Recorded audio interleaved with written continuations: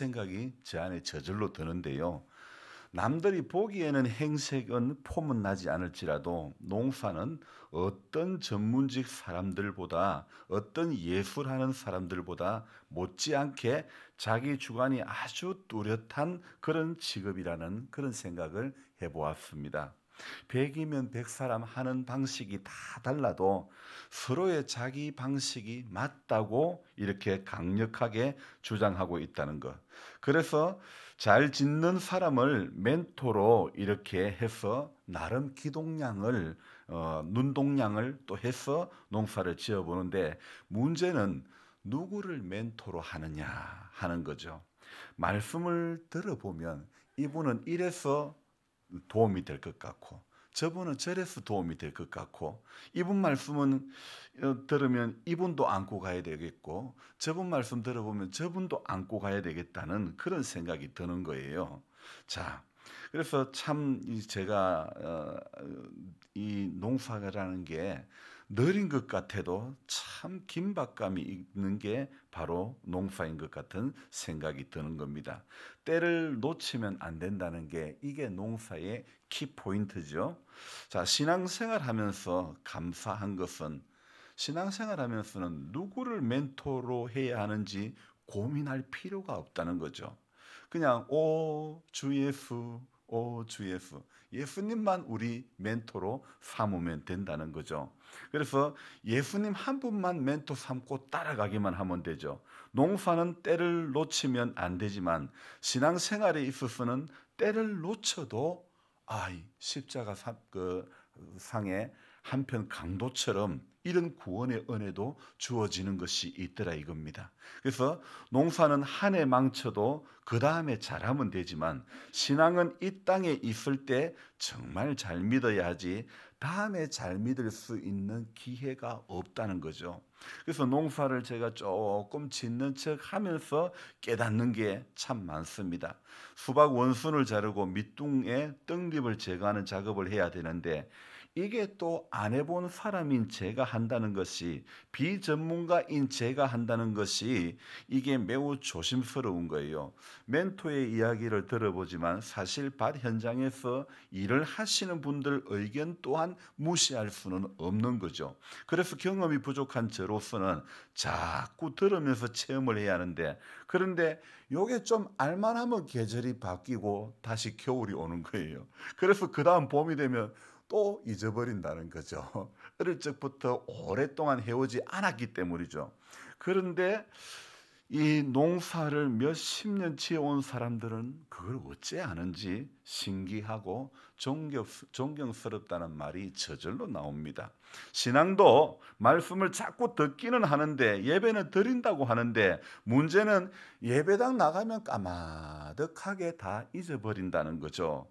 저도 멘토의 말씀을 듣기는 하지만 어느새 보면 여러 사람의 의견을 종합해가지고 보려고 하듯이, 우리 신앙도 예수님의 말씀을 듣기는 해도 내 성격은 그대로 안고 가야 되고 내 고집도 그대로 안고 가야 되고 사람들의 종합적인 생각도 다 함께 안고 가야 한다는 것이 우리 안에 여전히 자리 잡고 있다는 겁니다. 그래서 우리 농사는요, 사람들의 방식이 약간씩 달라도 작물이 자라갑니다. 그러나 신앙은 사람들의 방식을 따라가면, 인본주의의 방식을 따라가면 우리 믿음이 자라지 않는다는 겁니다. 여러분, 신앙과 농사에는 이렇게 묘한 함수 관계가 작용이 되는 것을 깨달아 봅니다. 오늘 이 누가복음 20장에는 제가 잘 모르는 농사를 지어보며 고민한 것과 같은, 모르니 질문해 볼 수밖에 없는 그런 비슷한 상황이 지금 전개되고 있죠. 그래서 오늘 이 20장은 시작을 이렇게 이야기합니다. 하루는 이라는 말로 시작이 되죠.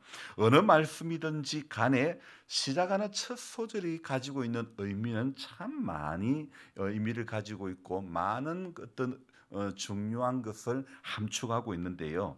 여기 하루는 이 말은요, 예수님께서 예루살렘에 입성한 후 어떤 하루를 이야기하는 겁니다. 그래서 주님이 예루살렘에 들어가시기 전과, 그러니까 들어가시고 난 후가 다른 거죠. 우리 주님께서는 예루살렘에 입성을 하신 후에 종교 지도자들과 대제사장, 서기관, 장로들과 논쟁을 5번의 논쟁을 하게 되는데, 그 중에 그 중에 있는 한 번의 논쟁이 바로 오늘 20장에 나오는 논쟁이라는 것입니다. 자, 우리 예수님께서 예루살렘에 입성한 어느 날 하루, 대제사장과 서기관, 장로들이 오늘 본문에 나오죠, 그죠?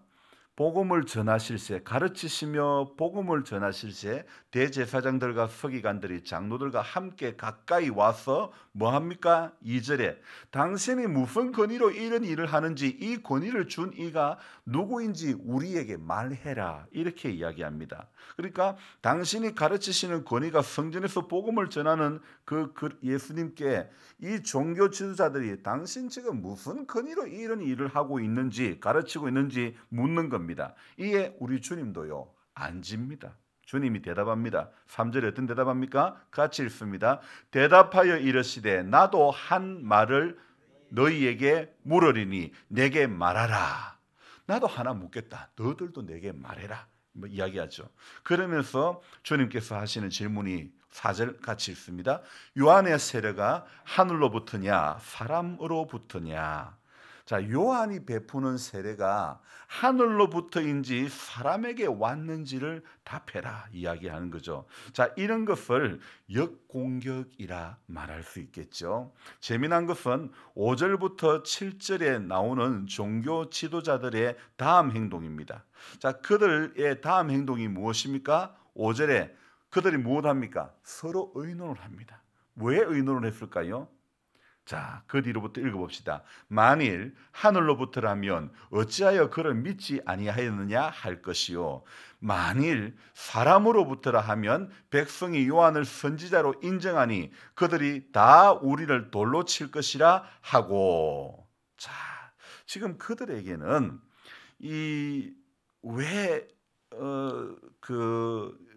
결론은 그들이 7절에 답을 하고 있죠. 대답하되 어디로부터인지 알지 못하노라. 왜 이런 답을 했을까요? 요한의 세례가 하늘로부터냐? 주님의 질문은 이거 아닙니까? 요한의 세례가 하늘로부터냐 사람으로부터냐? 여러분 무엇이라고 생각합니까? 자, 그럴 때에 그들은 결론은 7절입니다. 어디로부터인지 우리 알지 못한다, 이렇게 답을 하고 있죠. 왜 그럴까요? 그들이 서로 의논합니다. 회의를 합니다. 자, 야, 이거 우리 말 잘해야 된다. 말 잘못했다가 큰일 난다. 하늘로부터라면 어째서 요한을 안 믿느냐, 그렇게 이야기할 거고, 또 사람으로부터라면 백성이 요한을 선지자로 인정하니 그들이 다 우리를 돌로 칠 게 뻔한 거 아니냐, 그렇게 이야기합니다. 그래서 우리 모르겠다, 이렇게 말하자 이야기하는 거예요. 자, 오늘 이런 결론이 내려지기까지 5절 6절에 이들은 고민이 있었죠. 그래서 이거 사람으로부터라 말할 수도 없고 하늘로부터라고 말할 수도 없는 그런 상황에 있습니다. 마치 어제 누가복음 16장의 이 사건처럼 옳지 않은 청지기의 비유, 청지기가 그 속으로 이르되 주인이 내 직분을 빼앗으니 어떤 고민합니까? 내가 무엇을 할까? 땅을 파자니 힘이 없고 비를 먹자니 부끄럽구나. 아니, 원순 자르는 거를 사람을 주다니까 돈이 들어가고 내가 하려니까 힘이 드는 거예요. 또 마치 그런 상황이 되어버린 거예요. 이러지도 저러지도 못하는 그런 아리까리한 그런 상황입니다. 예수님의 권위에 대한 질문, 예수님의 공격에 대한, 그들의 공격에 대한 역공격, 종교 지도자들의 부정적인 답변, 예수님도 답변 거부하는 것. 이 오늘 8절까지의 내용이 바로 간략하게 말씀드리면 이런 내용이죠. 종교 지도자들이 공격 한번 하고 우리 예수님이 역공격하고, 종교 지도자들이 모름새로 일관하고 예수님도 모름새로 대답하는 그런 내용이죠. 당시 성전의 모든 업무를 관장하는 사람은 유대교의 최고 의결 기관인 공의회에서 진행했던 일이고, 유대교에 가르치는 모든 권한은 그들에게 있는데 자신들은 예수님에게 그런 권한을 준 일이 없는데 예수님은 무자격자고 예수님은 가짜라는 것입니다. 그들의 입장에서 보면 성전에서 가르치신 것은 한마디로 불법 강의가 되는 거고 위법 집회고 미신고 집회가 되는 거죠. 그러니 당연히 제재를 가하려고 하는 것이 맞겠죠. 하지만 예수님은 그들이 질문하는 당신의 권위는 누가 준 것인가, 이것에 대한 답변 대신 역공격으로 요한의 세례가 하늘로부터냐 사람으로부터냐, 이렇게 역질문을 우리 주님께서 하시는 거죠. 자, 왜 그럴까요? 종교 지도자들의 질문 자체가, 이 질문 자체가 불순한 거예요. 질문 자체가 진정성이 있는 질문이 아니라 비판으로 유도하고 책잡기 위한 것이기 때문에 우리 예수님께서 꺼내든 카드가 바로 요한의 세례라는 카드를 주님께서 꺼내드는 겁니다. 이미 왜 그렇습니까? 이미 많은 백성이 요한에게서 세례를 받았기 때문이죠. 자, 종교 지도자들은 요한의 세례도 거부했는데 그것은 유대교의 모든 종교 의식을 집행할 권리가 오직 자기들에게만 있다고 여겼기 때문이죠. 자, 지도자들의 눈에는 예수님의 가르침도 요한의 세례도 전부 한낱 불법 행위에 불과했던 거죠. 자, 지금의 말씀드리면 어떤 특허와 같은 것입니다. 그러니까 모든 행사의 주관은 자기들만이 할 수 있는 것. 종교 지도자들이 모든 것을 쥐락펴락, 종교도 심히 쥐락펴락할 수 있는 하나의 사유물 취급되는 겁니다. 오늘날 큰 교회들도 그렇습니다. 교회의 최고 지리 기관은 당회인데요, 어느 정도 규모를 갖추면 당회를 쥐락펴락하는 운영위원회라는 것이 있습니다. 심지어 우리 이 지역의 제일 큰 교회도요, 얼마나 어떤 특정한 성씨가 그 교회에 힘이 있으니까, 아니 어떤 교회 강씨 이런 이야기가 나오는 거예요. 그 교회에 어떤 특별한 성씨가 권세를 잡고 있으니까 그 교회 무슨 성씨, 제가 이미 이야기를 다 했네. 그렇게 이야기를 하는 거예요. 이게 무슨 이야기입니까? 교회의 모든 권위는 하나님께 있는 것이고 그런 것이지 왜 특정 성씨가 교회의 주류가 되고 힘이 있는 단체가 되냐, 이겁니다. 그래서 이 종교 지도자들, 예수님 당시에 이 바리새인과 서기관, 대제사장과 서기관, 그리고 장로들, 이런 사람들 자신들의 허락이 없는 한 어떤 종교의 행위도 할 수가 없다는 겁니다. 이렇게 그들의 갑질은 예수님에게 시작이 됐죠. 하지만 예수님은 누구십니까?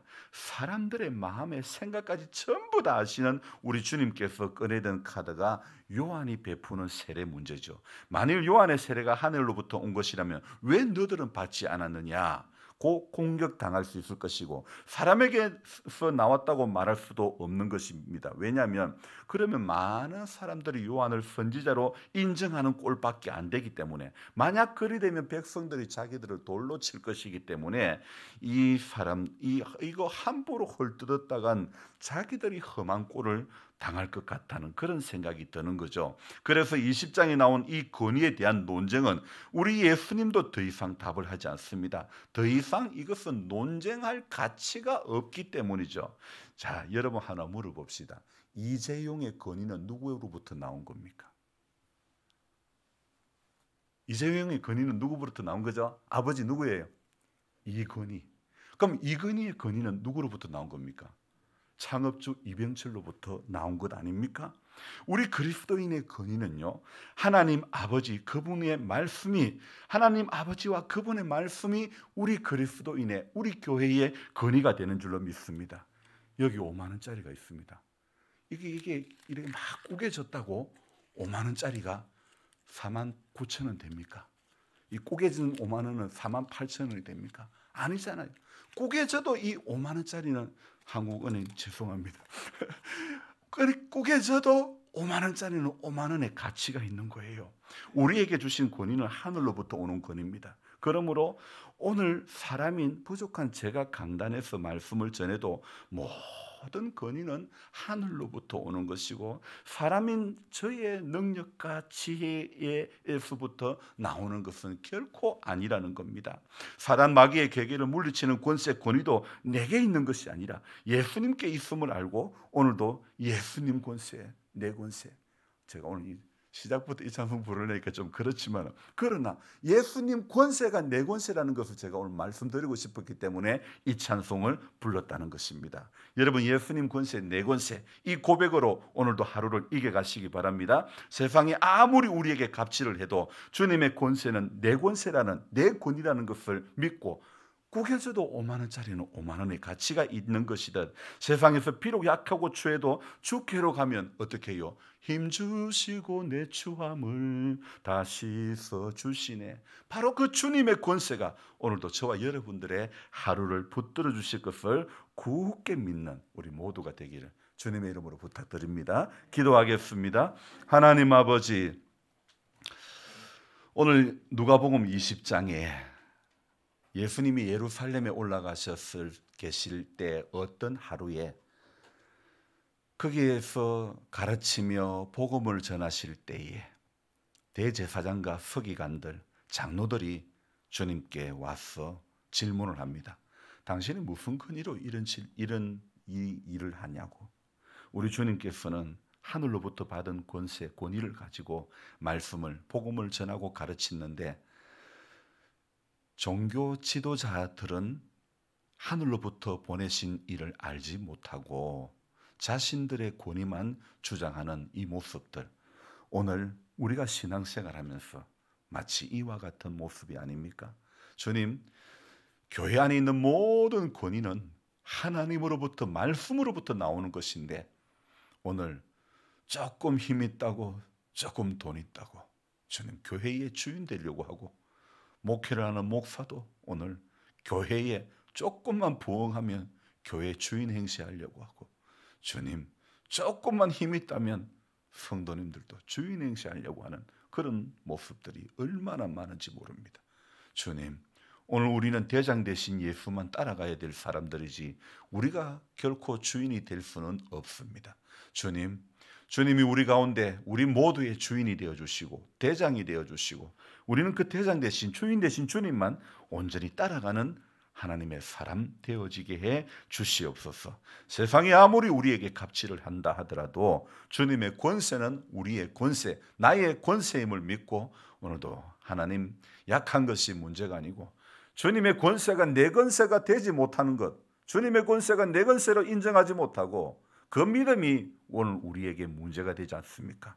주님, 약하고 추해도 주께로 나가면 힘주시고 내 추함을 다 씻어주시는 주님, 그 주님의 권세를 오늘도 이 하루도 주님의 권세가 나를 붙들어 가실 것을 믿고 감사드리며 이 하루도 그 믿음 가운데 붙들려 살게 해 주시옵소서. 하루하루 한 주 한 주가 얼마나 빨리 가는지 모릅니다. 곳곳에 심겨진 작물은 자라가는데 나의 믿음은 자라가고 있는가? 내 믿음은 쑥쑥 성장하고 있는가? 그 작물을 자라가게 하기 위해서는 거름을 주고 밭을 장만하고 또 옷비료까지 주는데 내 신앙에는 어떤 거름을 주고 있는지 잘 믿는 자리에 서야 될 터인데 이 땅에 주어진 잠깐의 삶 동안에 잘 믿어야 되는데 농사는 올해 잘못해도 내년에 잘하면 되지만 우리 믿음은 지금 여기서 못 믿으면 우리는 하나님 앞에 갈 수가 없는 것 아닙니까? 오늘 하루도 깨어 기도하고 두렵고 떨림으로 우리 구원을 이루어가는 우리 한 사람 한 사람 되도록 도와주시옵소서. 존귀하신 예수님의 이름으로 감사하며 기도드리옵나이다. 아멘. 간절한 마음으로 주여 부르고 기도합니다. 주여, 주여, 주여. 하나님 아버지, 새로운 한날을 허락해 주셔서 감사합니다. 오늘 누가복음 20장의 이 말씀 속에서